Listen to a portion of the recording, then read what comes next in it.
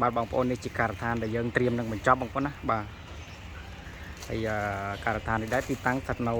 ខាងភូមិត្រង់ភូមិបងប្អូនបាទឃុំព្រៃផ្គាំស្រុកអង្គរបូរីខេត្តតាកែវបាទថ្ងៃនេះបាន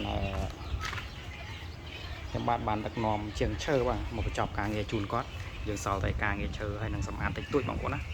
បាទចូលភេទម៉ូតផ្ទះវិឡាទឺ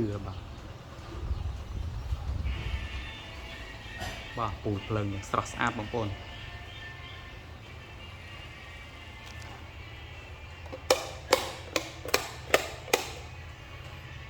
បាទម៉ូតពីដានបាទផ្ទះវិឡានេះដែរយើងមានបន្ទប់គេង3បងប្អូនណាបាទនេះជាបន្ទប់គេងទី1ហើយយើងងាកមកខាងនេះមកបន្ទប់គេងទី2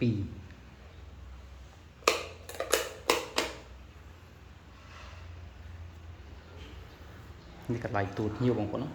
បាទ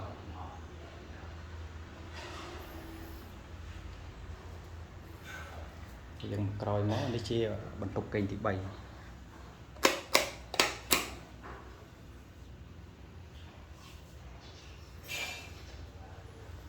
ាទខាងនេះបន្ទប់ទឹក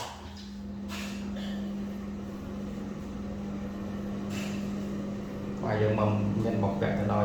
ឡាបូបាទចាប់សម្ភារៈផ្សេងបងប្អូនការឈូក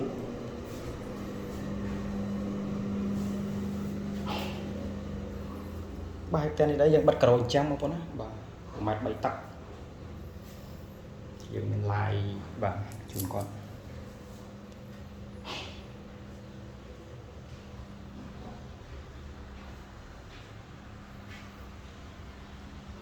បាទ 4-5 ថ្ងៃទៀតយើងបានបញ្ចប់ជូនគាត់ហើយបងប្អូនបាទ